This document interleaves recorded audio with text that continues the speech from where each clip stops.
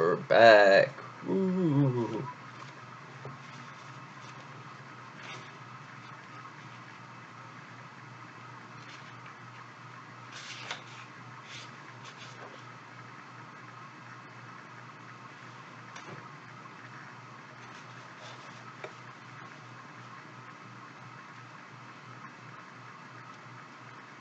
Read 100 books. I mean, read 100 books? That's a lot of books. I doubt that'll happen, V4. That is way too many books.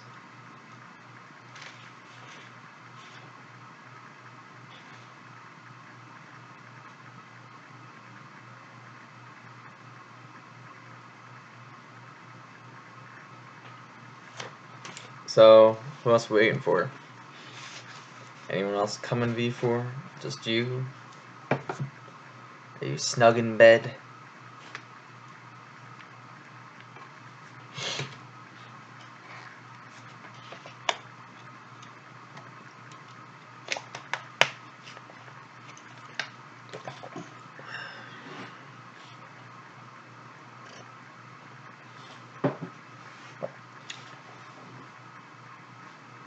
I don't know.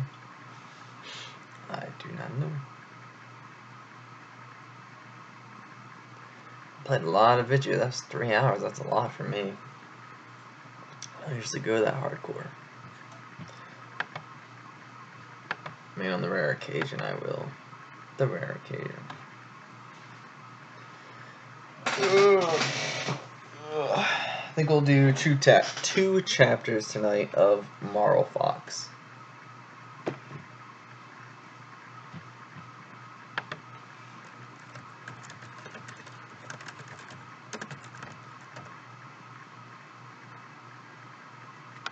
Can you hear me, people?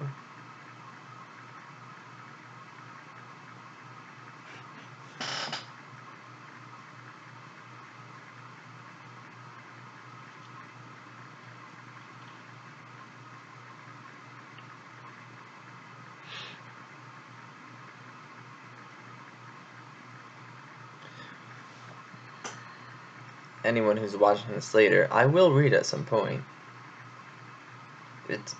It's coming. Just waiting a little bit. Can't see the stream. Why can't you see the stream?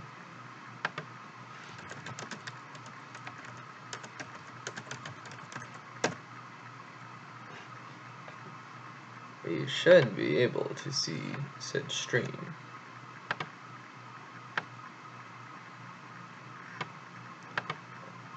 Right there. Am I not right there? I'm pretty sure I am.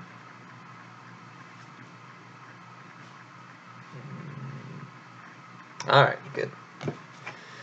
Alright, we'll get started then. Have your hot cocoa, be snug in bed, everyone, and Marlfox Chapter 6 will begin.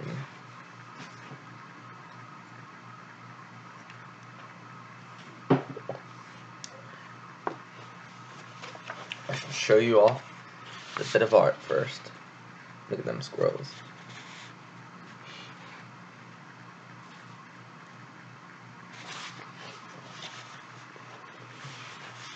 Okay. Jangler Swift-Eye gazed in awe and admiration at the tapestry hanging on the west wall of Abbey's great hall.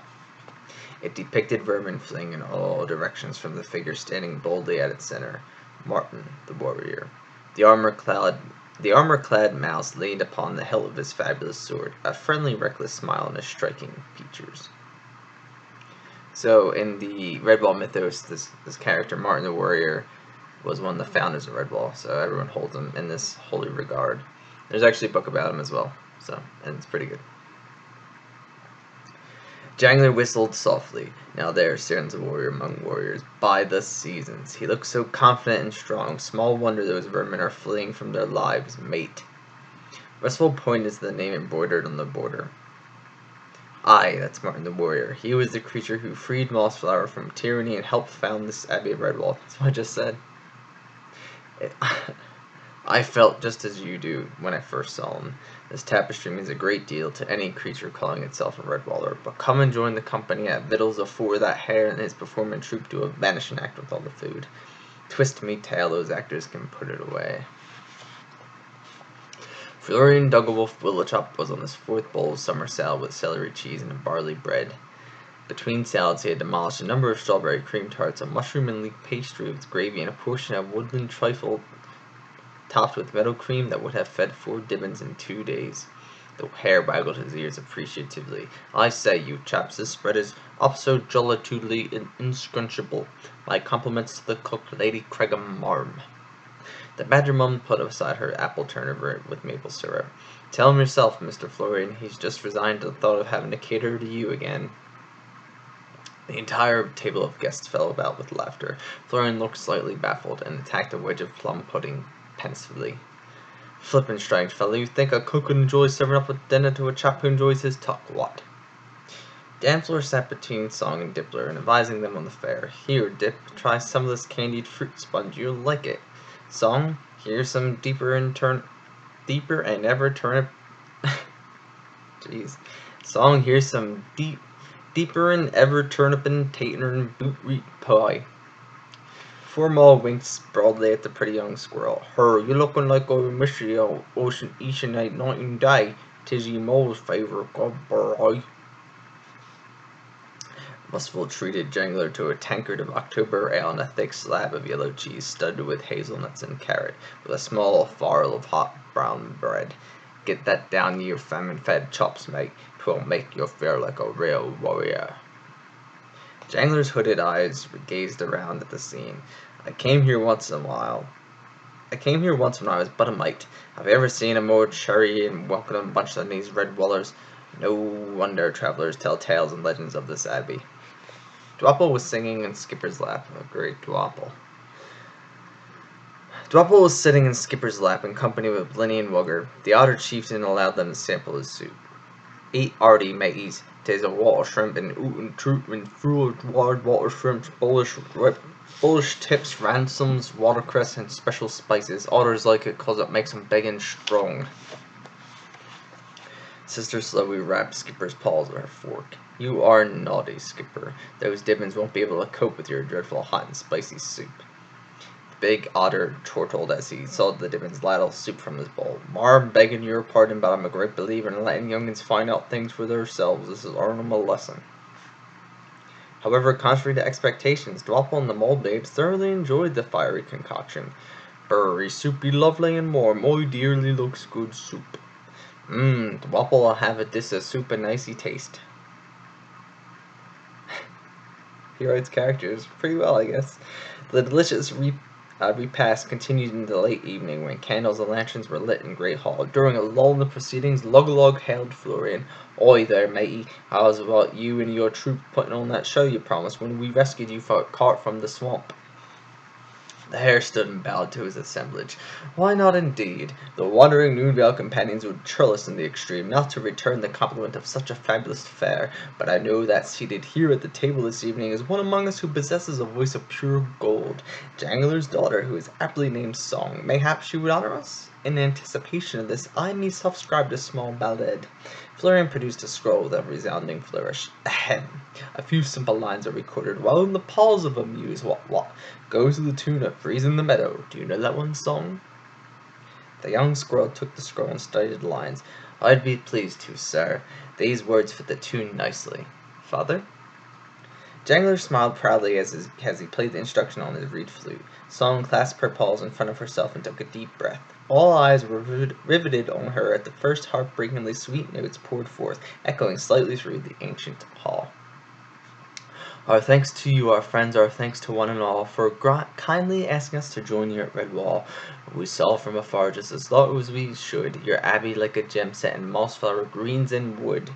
The welcome you gave us was like none we'd ever known, like family you treat us as if we were your own. The bells tolled so pretty, out there over the countryside, a message of friendship it echoed far and wide. The food and drink you gave us is wonderful, and yet 'tis you and your friendship that we'll never forget.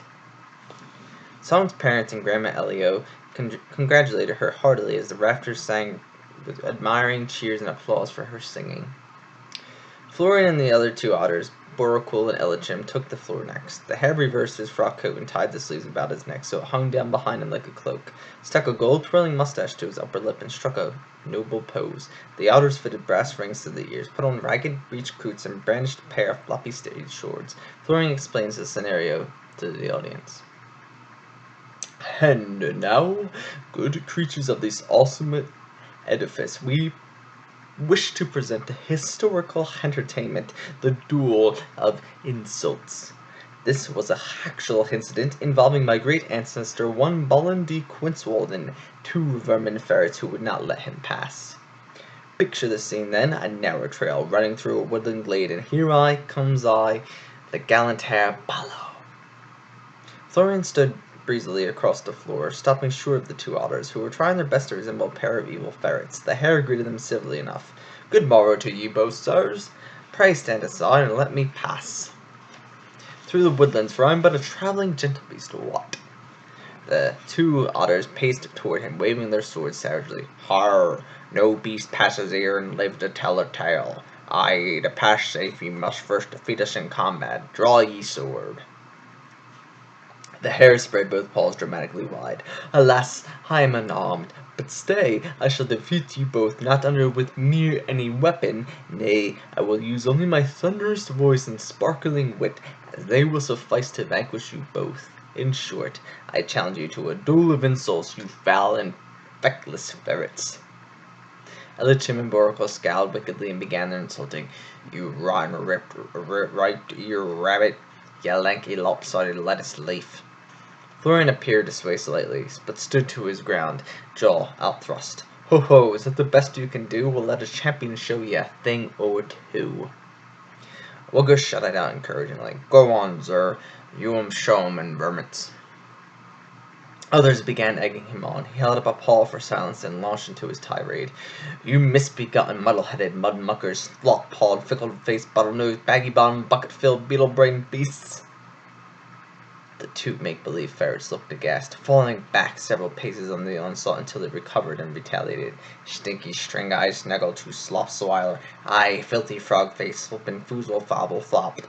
The hare threw a paw across his bow and reeled as if he was wounded by the barbed words. Excitement broke out among the onlookers as Elichim and Borokul swaggered about triumphantly.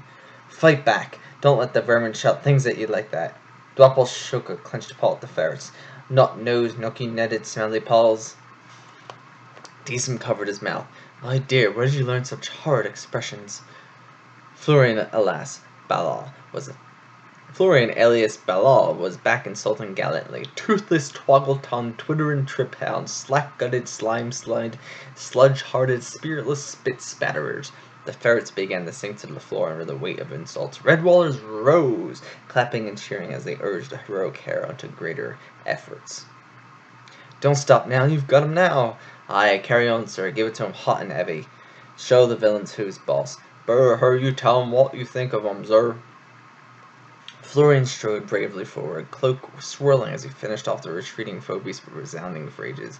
"Addle-tongued, apple-necked, amateur animals, baldy-backed, bumptious, bird-brained bootlickers, craven-tailed, crumpet-faced curs, you despicable, dungeon-eared doodlebugs, entrail-eating, egg-headed eyesores, foul-furred, frog-fearing felons, you nit-nosed, chop-cheeked, dishwasher drinkers, loppy-lugged laggards, begone, fatuous ferrets." Jeez. As Elichim and Borokul swagged their tails and scrabbled off on all fours, the hare swaggered victoriously in the imaginary woodland glade. Every creature in the great hall cheered him to the echo, leaping on the tables and applauding wildly. Florian took a jug of strawberry fizz from a passing mole server and drained it in a single draught. He bowed deeply, trying modestly to prevent himself from belching. The Dippins thought it was a great sport to dash along the tables, trying out newfound insults on their elders. "You're magurt, zagum, baggy, bottom beetle, zer, her, a foozle face too. Hee, and you flitty nose and doggle duck figgle face, so there." Stifling a smile, Craighead rapped on the table for silence. "That's quite enough for one night. Up to your beds, Dibbins." Grandma Elio agreed wholeheartedly. "I am bed for you too, Mr. Florian. Shame on you teaching a little one's language like that. Go wash your mouth out." Florian protested volubly. "But, madame, 'twas only entertainment, a historical play. What about the other two autos? They say some jolly dreadful things." Ellicham and Borriquel sipped cold mint tea innocently. "What, us? Oh, Mr. Florian beats us if the insults don't sound bad enough." "So he does. We never used words like that afore we joined up with Mr. Florian's troop. We were brought up to be gentle beasts." Sister slowly shook her paw reprovingly at the bewildered hare. "Double shame on you, sir, for teaching those poor creatures dreadful things. What would their mother say if she could hear them?" Gathering his cloak about him, Florian strode off in a huff toward his dormitory stairs. He turned and paused on the bottom step, his voice quavering with emotion. "Culture is wasted upon as you. I am injured, Mom, deeply and sorely injured. I bid you good night." He tripped upon his coat hem and fell flat on the stone stairs. The revelers who were in hoots of laughter as Rump-Tip called out, "What is most deeply injured, sir, is your feelings on your sore bottom." "Your feelings or your sore bottom?" Skipper of Otter's face was almost purple. The hedgehog had made a remark as Skipper was downing a beaker of cider, and now he sputtered and choked as he tried to stop laughing. Russell pounded his back. "I think we've all better get going to bed before any beast else injures themselves too deeply." Badger Mum Craig had never slept in bed, but propped herself up with pillows on the armchair in her room. Redwall Abbey was peaceful and quiet after the feast and entertainment, but the blind badger could not prevent her thoughts from straying. With Marlfoxes and water rats roaming Mossfire, how long was the peace and quiet destined to last? Jangler and Russell, just like the instinctive warriors they were light sleepers, and both squirrels were up and about in the hour before dawn. They met in the kitchens, where Jangler found his friend lifting a few hot scones from under their noses when of the three slumbering night cooks. Russell was armed with his favorite short javelin, which he tipped toward Jangler, who crept over to join him. "Good morning, mate. What are you up to?" Jangler quietly lifted a small flask of elderflower cordial from the stone cooling cupboard. "Just a feeling I had. I thought I'd take a bite of breakfast and stroll around the grounds, you know, a sort of patrol." Russell added a few scones to the ones he already had stowed in a clean napkin. He winked knowingly. "Shows how a warrior thinks, eh? I had exactly the same idea. Well, we've got the stones and you've got the cordial, so what are we waiting for?" The three night cooks, who were taking an early nap on a heap of empty sacks, slept on, unaware that the squirrels had been gone. Starting at the gatehouse, Jangler checked the main gate bars, ensuring the heavy oak bolsters were secure in their slots. He joined Wistful at the gatehouse window. "Main gates are well locked. All quiet here." His companion peered through a gap in the curtained window panes. Not exactly quiet. Old Friar Buddy and Nutwing are in there snoring like a thunder in the middle of all those scrolls and volumes. Jangler shook his head disapprovingly. "Should have at least one able-bodied beast who can stay awake in charge of this interest. Should we go up to the battlements?" Russell swept the inner grounds with a wave of his javelin. "Best cover the inside first, then we'll take a turn around the wall tops." They headed toward the southwest corner. Jangler munching away at a scone. Hot and fresh, like a good scone ought to be. I never tasted anything nicer than Redwall Abbey victuals in all me life, mate." Russell passed him the cordial flask. "Then why don't you stay? There's always a place for a useful squirrel like yourself here. I gave up one room and I lost me poor dear wife. Redwall's home to me in Danflor now." Jangler gave the matter serious consideration. "I have still got me family about me, though me mum's getting old to be travelling these days. I know Rimrose likes the Abbey. She said so last night, hinted it'd be a good place to bring our song breeze up, and I agree with her. Pretty young maid like Song should be spent her seasons roaming the woodlands and dales. Shouldn't be spending her seasons roaming the woodlands and dales. Redwall's a place she can meet nice friends and grow up good." They continued in this vein, strolling along the south grounds, conversing quietly, but checking carefully around bushes and shrubbery, their keen eyes constantly searching for things other beasts would miss, disturbed dew in the grass or freshly broken stem. Everything was in order. As they approached the small wall gate set in the center of the east, both stopped talking and stood still. Jangler's heavy-lidded eyes fixed themselves on the wall gate. He whispered, "Listen, can you hear that scratching noise?" Russell nodded, pointing his javelin tip at the door jamb. "Look!" The door was a solid little affair made from closely jointed elm planks painted green. It had a single heavy iron bolt securing it. The scraping noise started up again, and a narrow strip of soft metal hooked on one end poked through the fresh gap made in a door jamb by a knife. Jangler looked at the wood shavings on the ground and took in full situation at a glance. Some beast is trying to push the bolt back and open the wall gate. Now they could hear gasping and muttering from outside. Should have cut a wider gap for this to go through. Ouch, you trapped me, Paul. Let go, I can do it. Restful pointed silently to the wall top, careful to make no noise. They hurried back and dashed up the southeast walls. Dropping flat on the ramparts, both squirrels wriggled swiftly toward the center of the east wall. Straight and cautiously, they peered down between the battlements. 4 water rats were at the gate. One with his body flattened sideways against the door as he strove to hook the metal device over the bolt and push it open. The others were either urging him on or telling him to let them try to do it. Mouth closed to Jangler's ear, Restful whispered, 4 of them.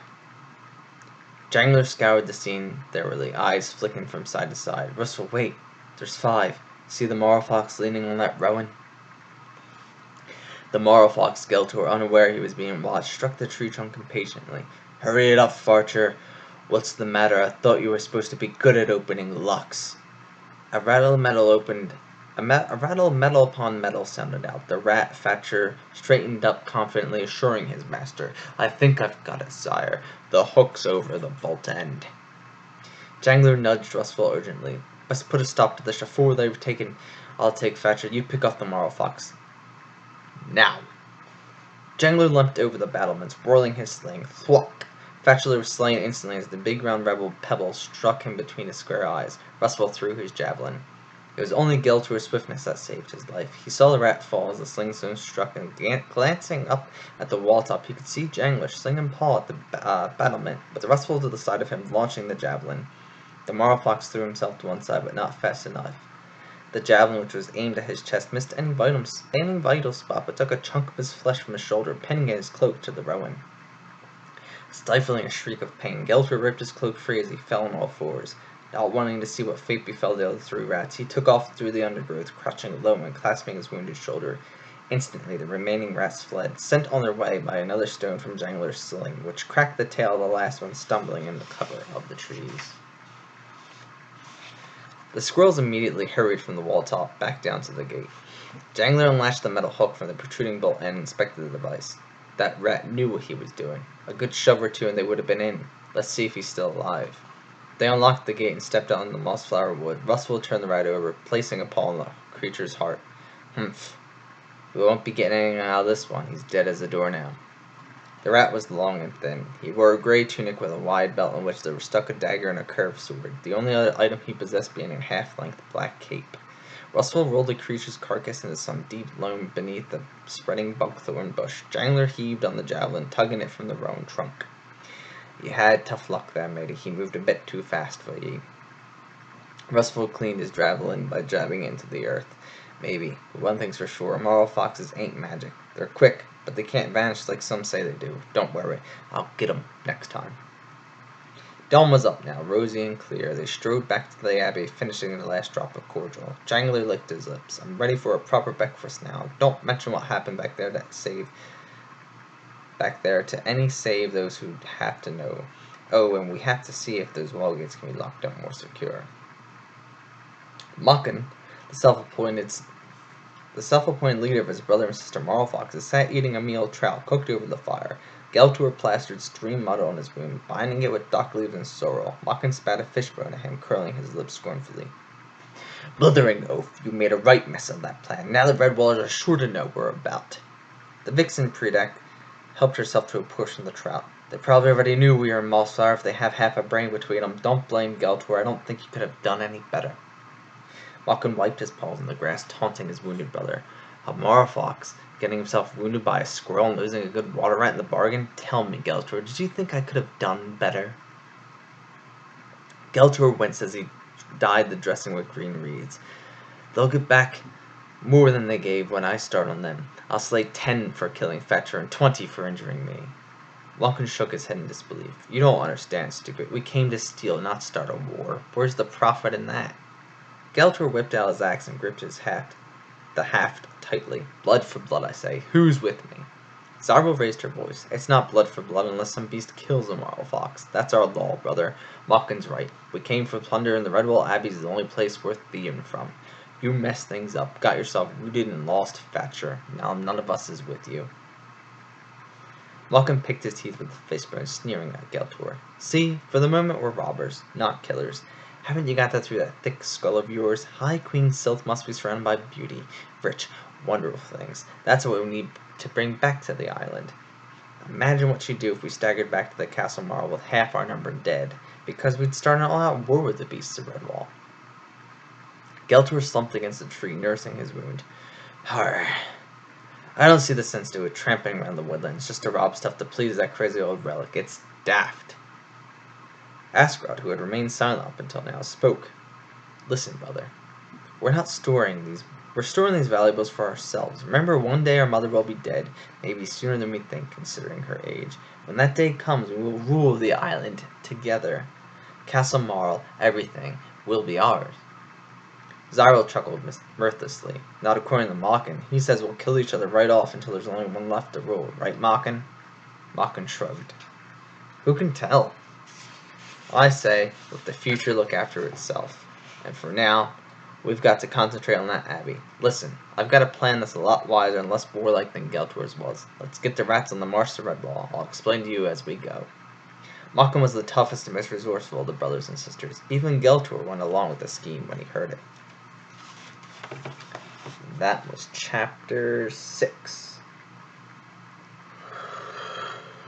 Gotta take a little drink.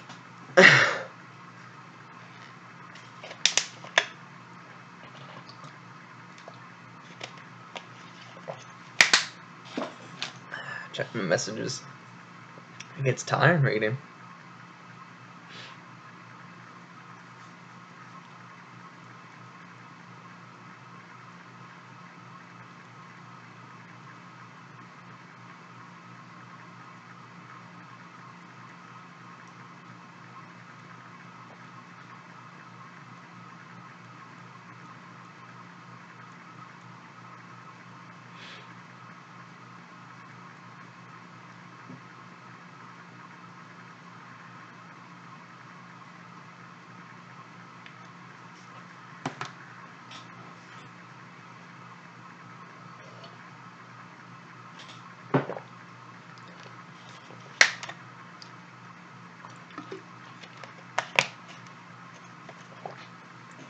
So we'll read one more chapter, and then I'm gonna call it a night because it's after midnight, and I'll just chill out. I was doing searches last night on people reading Redwall, and there weren't many people. Reading it on YouTube. I found one other guy. It was like an ASMR video of someone reading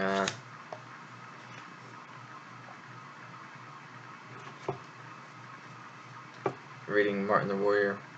Yeah, I'll read one more chapter before, and it is a short chapter, but I was talking for like 3.5 hours now, so I'm starting to get tired of talking here myself.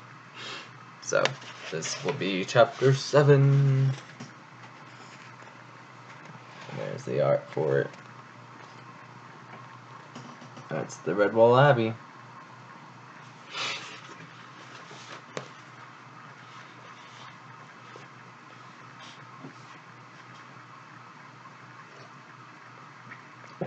Grape juice.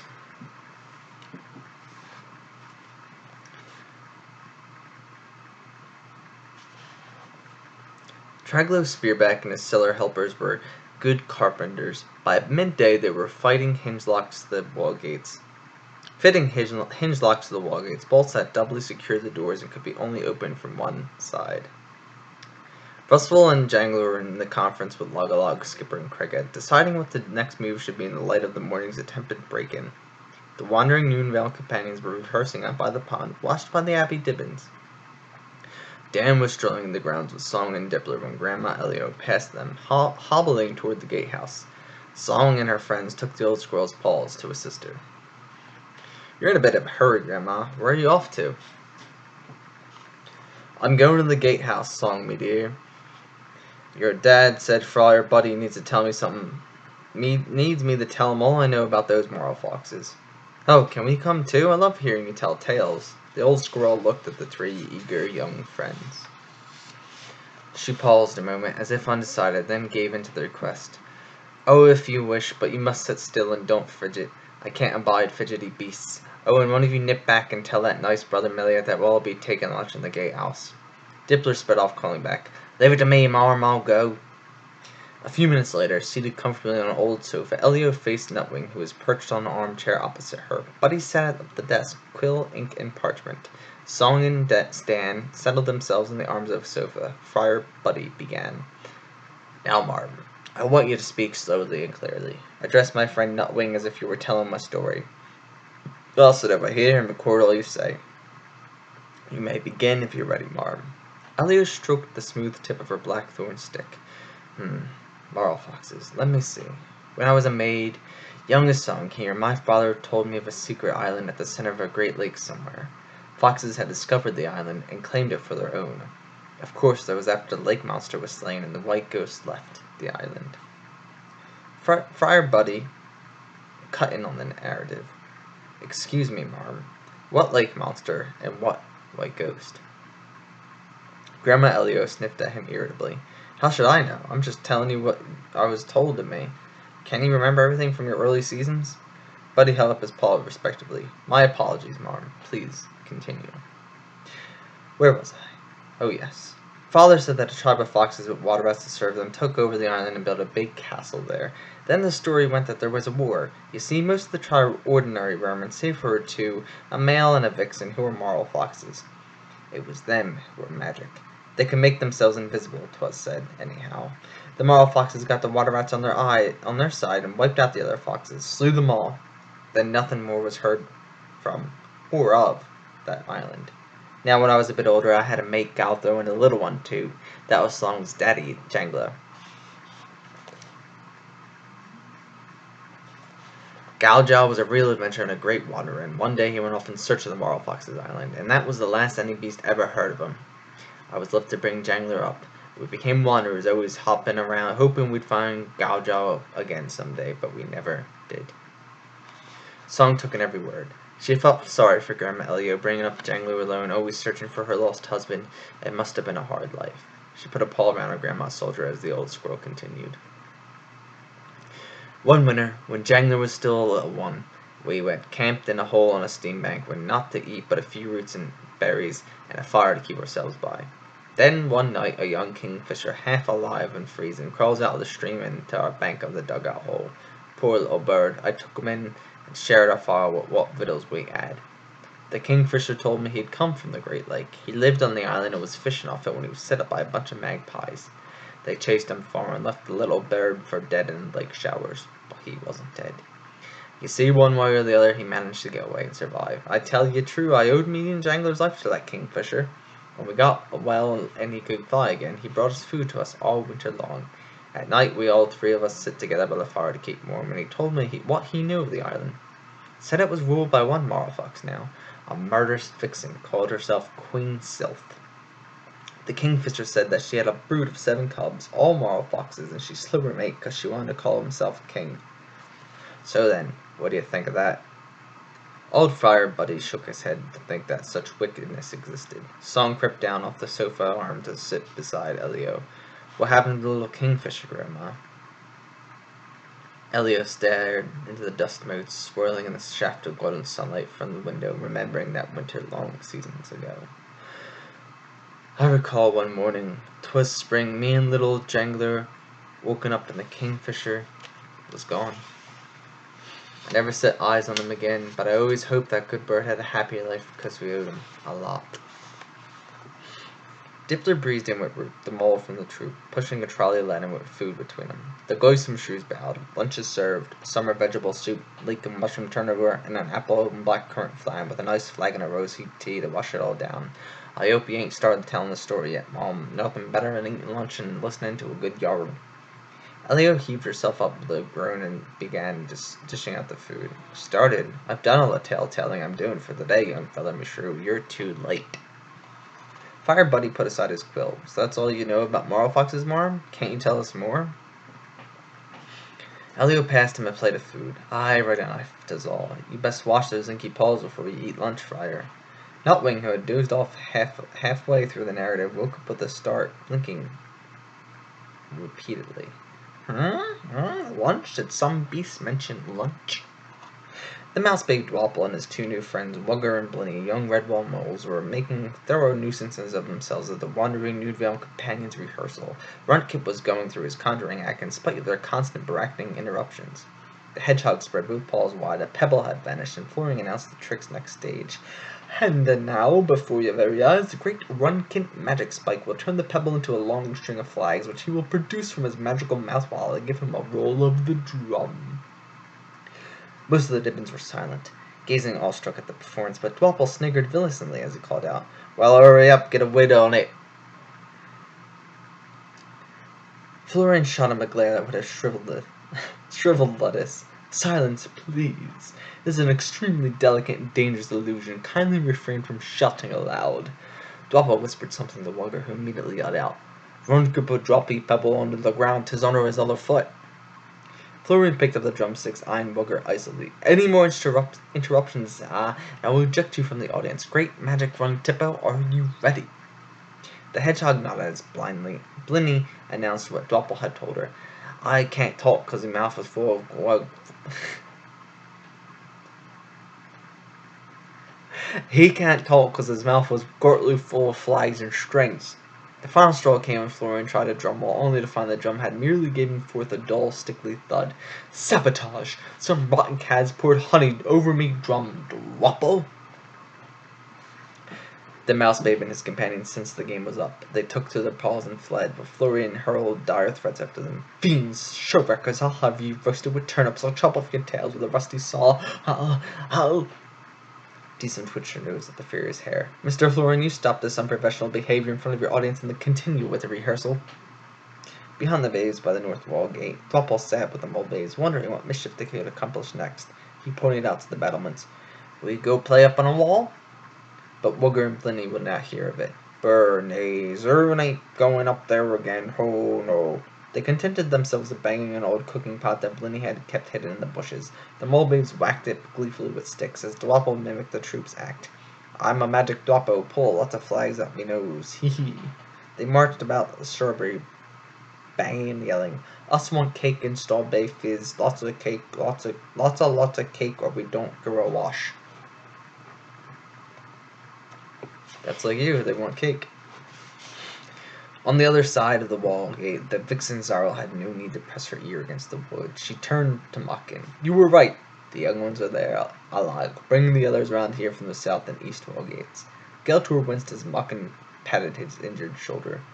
I told you, sooner or later they play by the gates or on the wall tops. Now we only need to snare one, and we won't have to worry about thieving. Those red ballers will give us what we want so they could do when they hear what we could do, a little hostage.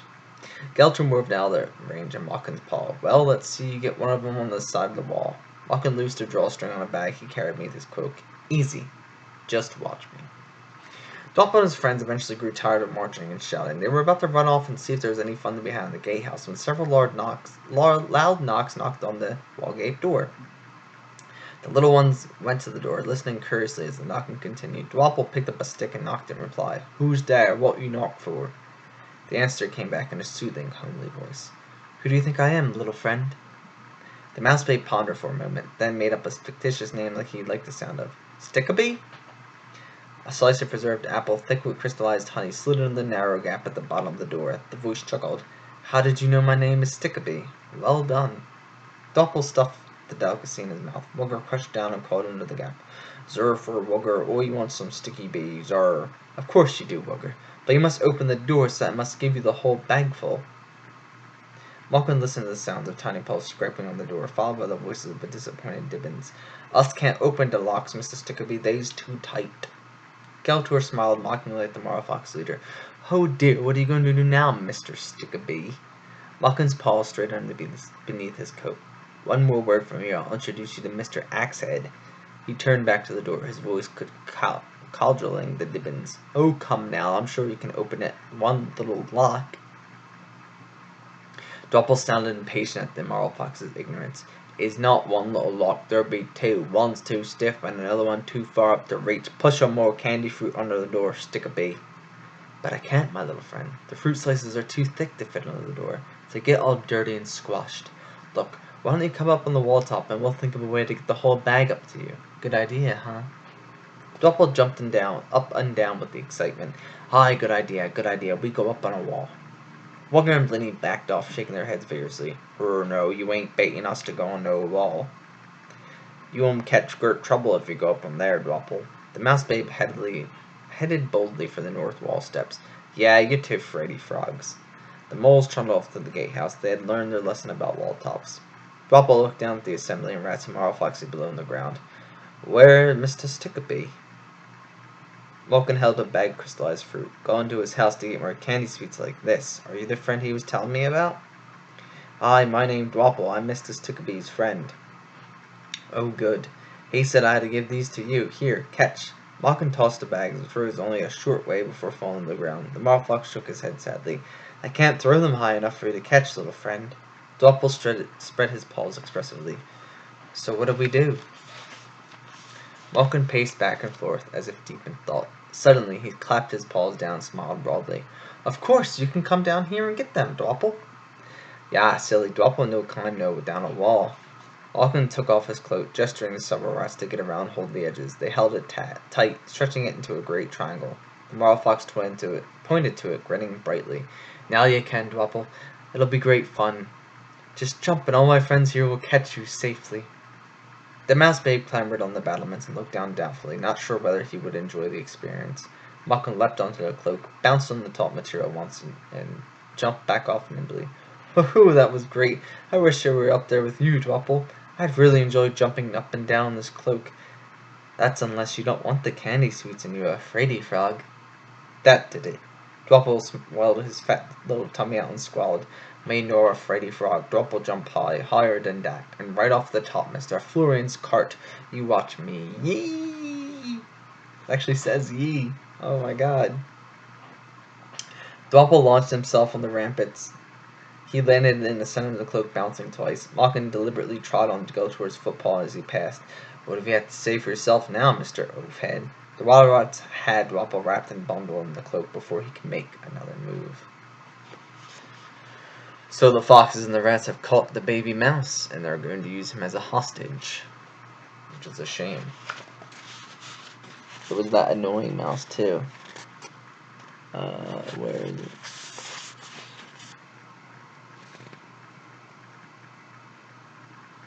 Look, it says yee.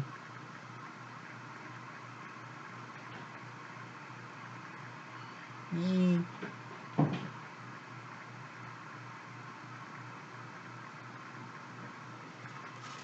Anyway, that's the end of the chapter.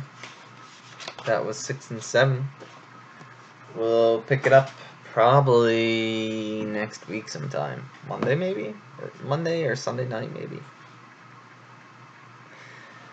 Because I don't know if I'll do it tomorrow. We'll see. Anyway, thanks for coming, everyone. Thanks for being here, V4. I hope you all enjoyed. And have a good night.